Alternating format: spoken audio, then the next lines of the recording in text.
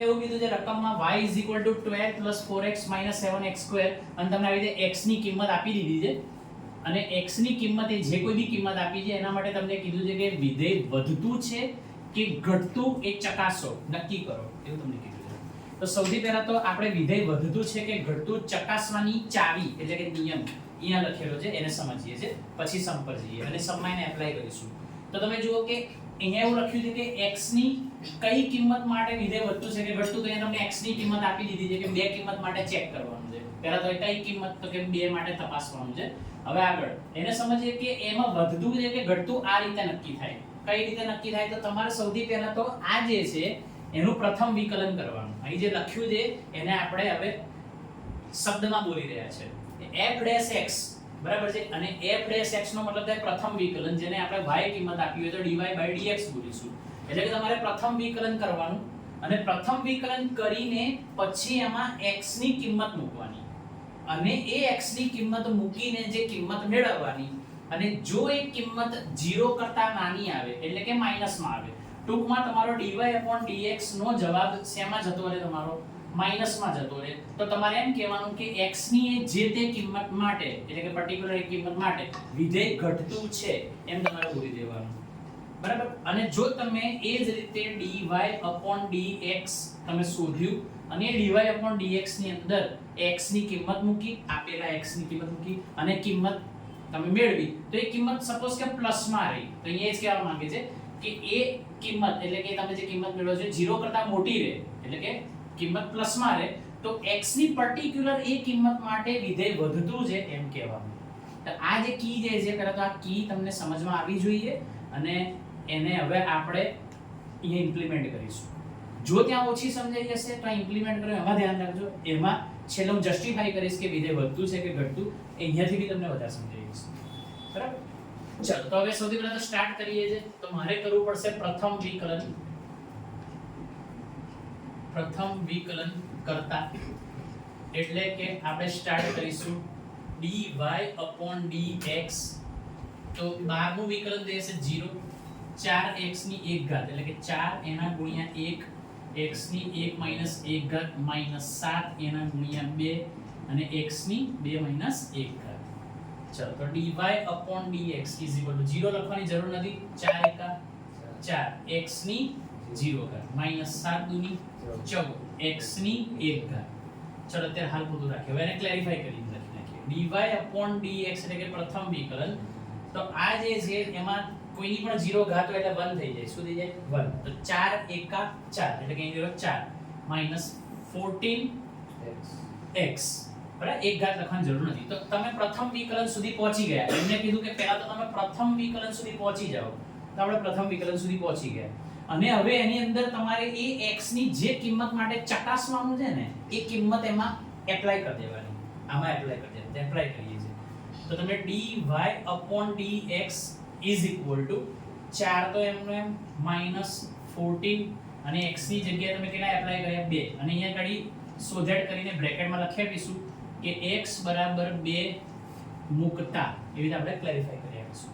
અને હવે એનો જવાબ કાઢીએ છીએ. તો dy/dx = 4 - 28. તો dy/dx = 4 - 28 એટલે જવાબ શું રહ્યો તમારો? -24. તો આ જે જવાબ આવ્યો છે ને એ જવાબ કઈ પાછળ પ્રિન્ટ ના કર્યો હોય. એ જવાબ આપણને આ ચાવી સમજવામાં મદદ કરે છે કે વિધેય વધતું હશે કે ઘટતું હશે. પાછળ વિધેય વધે છે કે ઘટે છે એ જ લખ્યું હશે. આ નહીં લખ્યું હોય. તો હવે આનાથી આપણે જસ્ટિફાઈ કરી કે dy/dx ની કિંમત જો માઈનસમાં જતી રહે, આ હું બોલી રહ્યો છું કે dy/dx ની કિંમત x ની કિંમત એપ્લાય કરતા જો માઈનસમાં જતી રહે તો તમારે વિધેય કયું સમજવાનું? તો કે ઘટતું. બરાબર છે. તો અહીંયા આગળ હું લખી નાખીશ કે અહીં નિયમ. આ નિયમ શું છે તમારો? તો કે નિયમની અંદર પેલો નિયમ ચોપડીમાં જે પ્રિન્ટેડ જે વાળો લખું છું, f'(x) એની કિંમત કેવી આવે છે? તો કે 0 કરતા નાની છે. તેથી x = 2 માટે એટલે કે x ની 2 કિંમત માટે વિધેય ઘટતું હશે. આ તમે ચકાસ્યું અને નક્કી કર્યું. આ છે તમારો જવાબ. હવે તમે પાછળ જવાબ જુઓ કે આ ઘટતું એવું લખ્યું છે. હવે તમને દાખલા નંબર 17 પેજ નંબર 198 વિભાગ ડી અને વિભાગ ડી નો દાખલા નંબર 17 ની વાત કરીએ તો તમને આ રીતે રકમ આપેલી છે y 2x³ -7x² -11x + 5 આવી રીતે તમને આપ્યું છે. તો તમને એવું કીધું છે કે x = 1/2 માટે અને x = 3 માટે આ બંને કિંમત માટે તમારે ચકાસવાનું છે કે તમારો આગળ વિધેય વધતું છે કે ઘટતું. બંને કિંમત માટે જેમ આની આગલા દાખલામાં ખાલી એક જ કિંમત આપેલી x = 2 માટે તમારે ચકાસવાનું હતું એમ આમાં તમારે બંને કિંમત માટે ચકાસી આપવાનું છે. પણ સૌથી પહેલું તો આપણે કામ શું કરવું પડે? પ્રથમ વિકલન લાવવું પડે અને પ્રથમ વિકલન લાવીને પછી આમાં x ની કિંમત એપ્લાય કરવી પડે.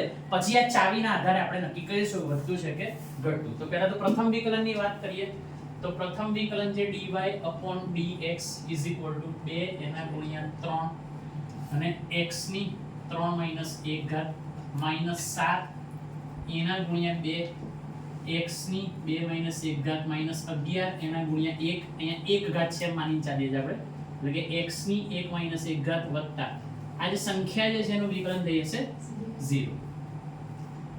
ચલો dy/dx = 3 * 6 x ની 2 ઘાત -7 * 14 x ની 1 ઘાત -11 એકા 11 x ની 0 ઘાત પેલો 0 ને મારો ઇગ્નોર. હવે એને ઓર ક્લેરિફાઈ કરી આપીએ તો dy/dx = 6x² -14x -11 અને આ જે કોઈની પણ 0 ઘાત હોય એટલે 1 થઈ જાય સિમ્પલી એને કાઢી નાખવાની તો હટાવી દીધી એને. હવે આ જે છે હવે એની અંદર આપણે ચેક કરવાનું છે ને તો અહીંયા આગળ બે ભાગ પાડી દીધા. કેમ બે ભાગ પાડે? કારણ કે એકવાર હું પેલા માટે તપાસવાનો છું અને એકવાર આના માટે ચેક કરવાનું છે એટલા માટે.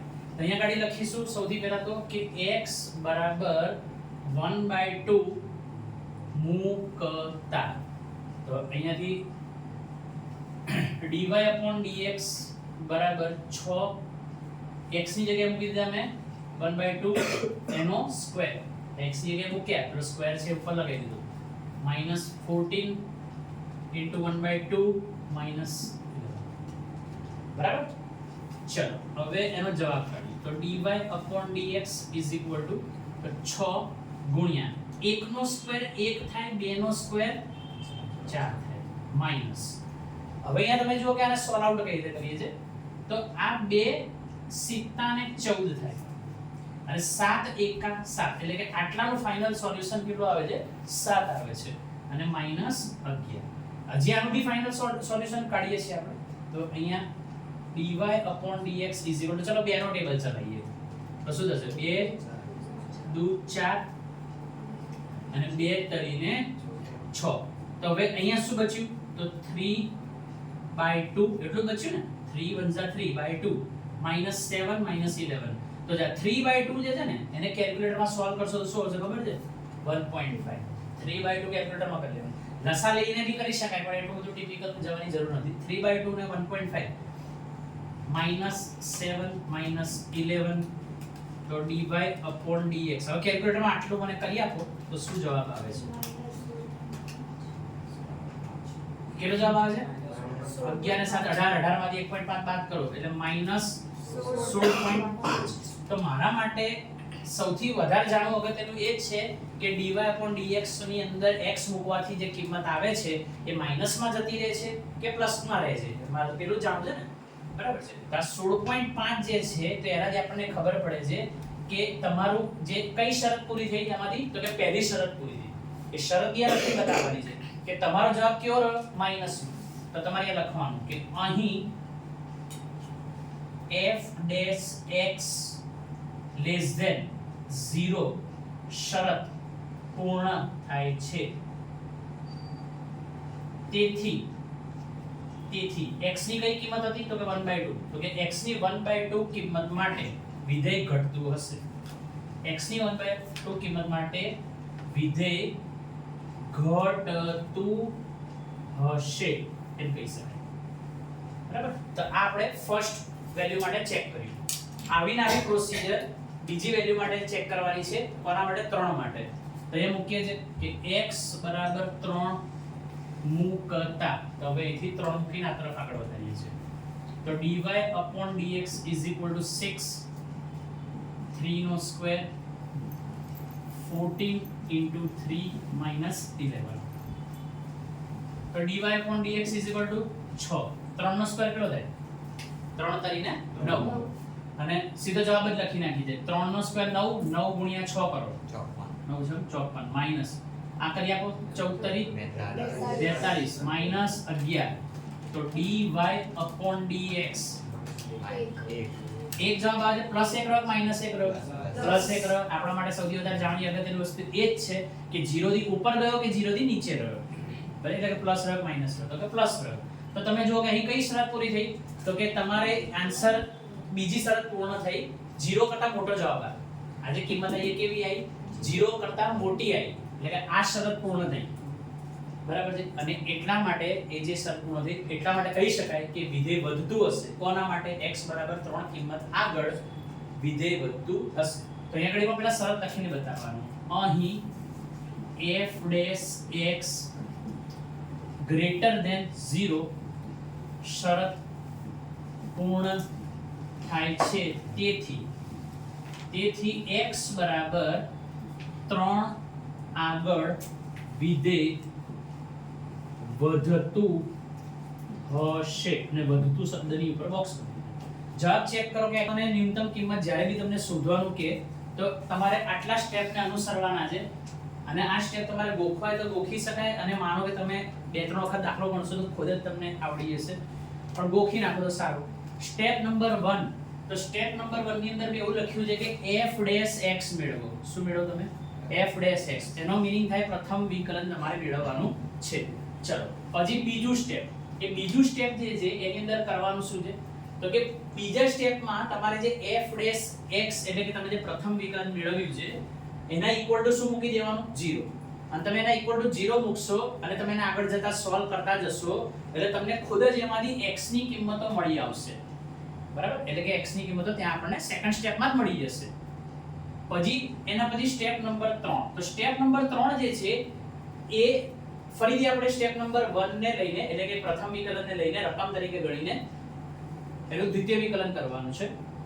હવે દ્વિતીય વિકલન કર્યા પછી સ્ટેપ નંબર 4 શું કરવાનું છે? તો સ્ટેપ નંબર 4 માં તમે આજે x ની જે કિંમતો મેળવી હતી ને, અહીં જે કોઈ બી તમે x ની કિંમતો મેળવી હતી એ કિંમતોને તમારે એની અંદર એપ્લાય કરવાની છે એમાં. એટલે કે f ડબલ ડેશ x એટલે કે દ્વિતીય વિકલનમાં x ની જે કોઈ બી તમે કિંમતો મેળવી હતી એને મૂકવાની છે. અને એ કિંમતો મુકાઈ જશે. બરાબર છે? એટલે આપણને શરત ચેક કરવા માટેનો મોકો મળશે. એ કિંમત મૂક્યા પછી તમને કોઈ એક જવાબ મળશે. ફોર એક્ઝામ્પલ કે આવો જવાબ મળશે. બરાબર છે? આવા કોઈ જવાબો નીકળીને આવશે. એ કિંમતને મૂકીશું એટલે આવા જવાબો આવશે. અને એવા કંઈક જવાબો આવશે એનાથી આપણે જસ્ટિફાઈ કરીશું કે x ની પર્ટિક્યુલર જે તે કિંમત માટે વિધેય મહત્તમ રૂપ લે છે, x ની પર્ટિક્યુલર જે તે કિંમત માટે વિધેય ન્યૂનતમ રૂપ લે છે એવું આપણને ખબર પડશે. અને પછી આપણે કિંમતો મેળવવાની. એ જ x જે તે x તમે નક્કી કર્યું કે આ x આગળ મહત્તમ છે, આ x આગળ ન્યૂનતમ છે, એ x નો યુઝ કરીને પછી તમારે કિંમતો મેળવવાની છે.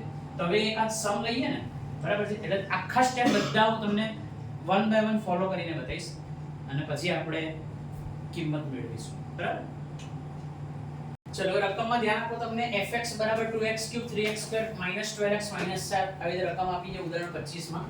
અને એવું કીધું છે કે મહત્તમ અને ન્યૂનતમ કિંમત મેળવો. જ્યારે બી મહત્તમ ને ન્યૂનતમ કિંમત આવે એટલે આપણે આ સ્ટેપ ફોલો કરવાના. સૌથી પહેલું સ્ટેપ એટલે તમારે આવી રીતે જેમ મેં સ્ટેપ લખ્યા છે ને એવી રીતે સ્ટેપ લખીને કરવું હોય તોય થઈ શકે, અધરવાઇઝ આવી રીતે એરા મારીને બી થઈ શકે.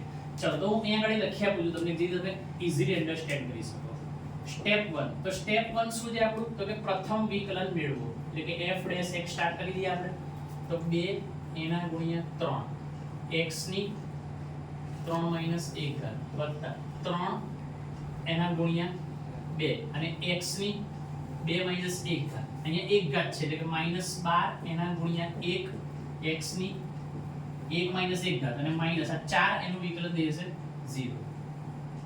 બરાબર? તો આપણે જે નોર્મલ વિકલન કરીએ છીએ એમ જ વિકલન કરી દીધું. હવે અહીંયા વિકલનના આન્સર સુધી પહોંચી જઈએ છીએ. તો f ડેશ x 3 દુની 6 x ની 2 ઘાત વત્તા 3 દુની 6 x ની 1 ઘાત માઈનસ 12 એકા 12 x ની 0 ઘાત. પેલું 0 લખવાની જરૂર નથી, એને વધારે ક્લેરિફાઈ કરી દઈએ.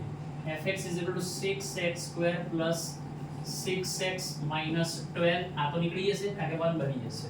તો આ તમારું સ્ટેપ 1 અહીંયા પૂરું થયું. હવે અહીંયાથી હું સ્ટેપ 2 સ્ટાર્ટ કરીશ. સ્ટેપ 2 જે મને યાદ છે ને તમને યાદ હોવું જોઈએ. સ્ટેપ 2 એવું કહે છે કે પ્રથમ વિકલન જે છે એના ઇક્વલ ટુ 0 મૂકી દો. લખેલ છે આપણે તો f' x જે છે અહીં આપણે ચોખવટ પાડવાની છે. f' x = 0 મૂકતા આવી રીતે કહી દેવાનું અને હવે મૂકી દેવાનું. આ f' x જે છે આ f' x અમે 0 વાપર્યું. 0 = 6x² + 6x - 12 આવું થયું. અને અહીંથી ત્યાં આપણે કીધેલું કે 0 મૂકીશું એટલે x ની કિંમતો મેળવવાનો મોકો મળશે. ત્યારે x ની કિંમતો મળશે. તો તમે આ જે છે એને તમે સોલ્વ કરો એટલે તમને શું મળશે x ની કિંમતો. તો આપણે એના ફેક્ટર પાડવા પડશે અવયવ. બરાબર? તો જો એના અવયવ પાડીએ છીએ. સૌથી પહેલા તો અવયવ પાડતા પહેલા મને એવું લાગે છે કે આખા સમીકરણને ભાગી શકાય છે. ભાગીને સમીકરણને નાનું કરીને આગળ વધવું તોય ચાલે, આમને આમ રાખીને આગળ વધો તોય ચાલે. જવાબ તો જે x નો આવવાનો છે જ આવવાનો. ડાયરેક્ટ જઈએ.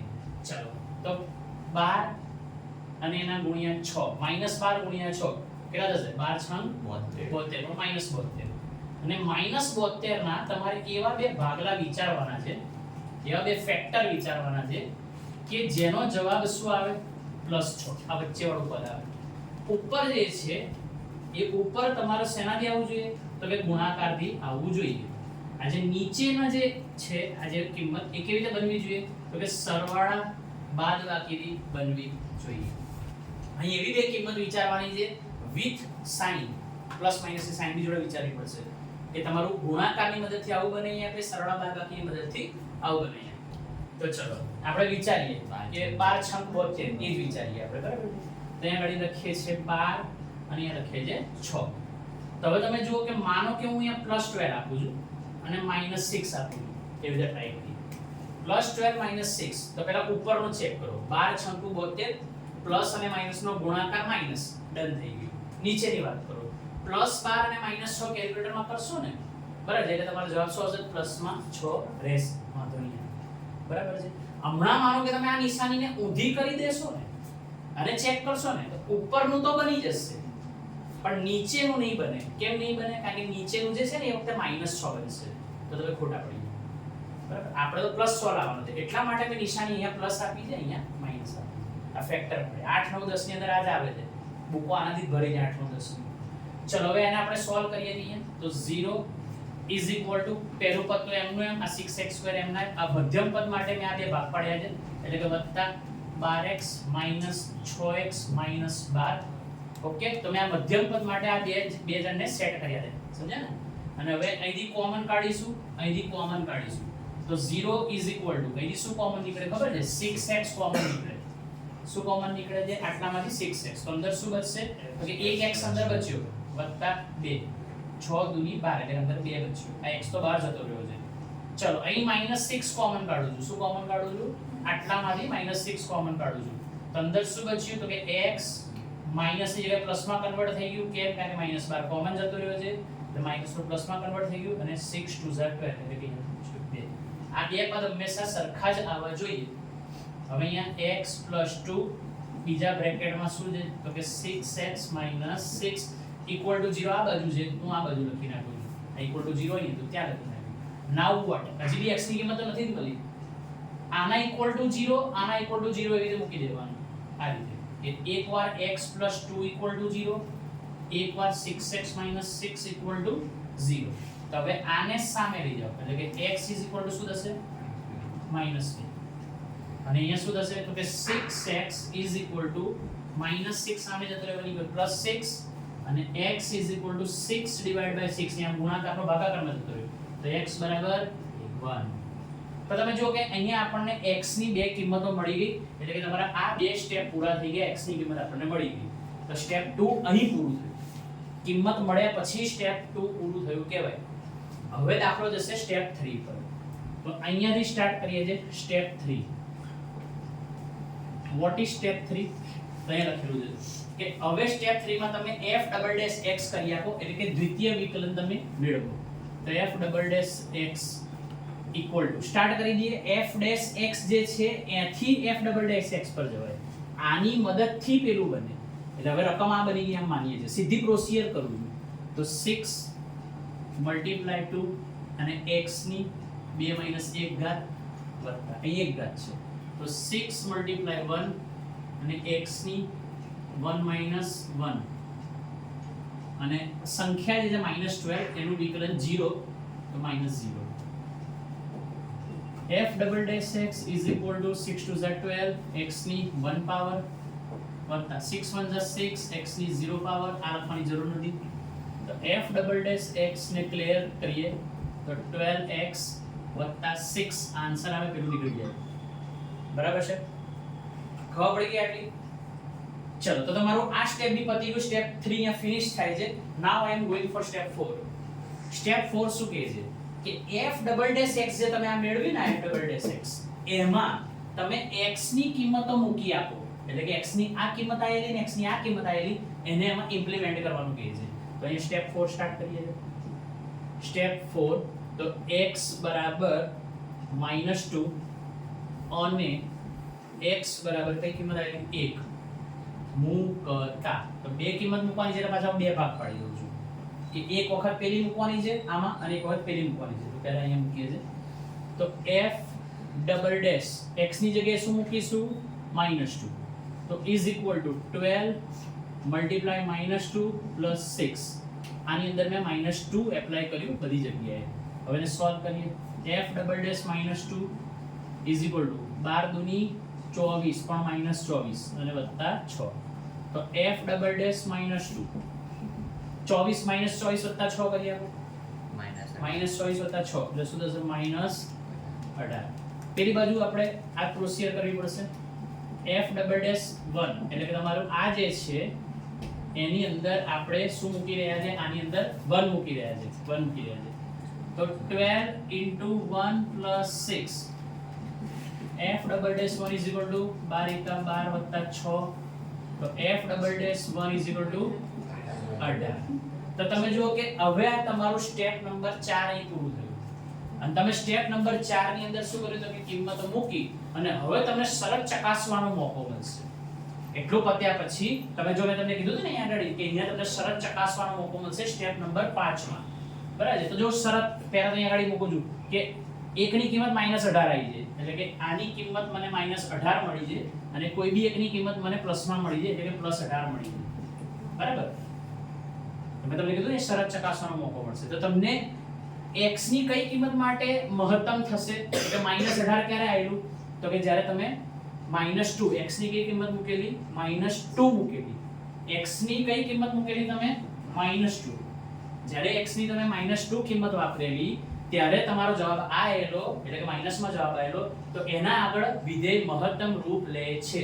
અહીંયા વળી લખી આપવાનું કે અહીં x બરાબર -2 આગળ વિધેય મહત્તમ થાય છે. બરાબર?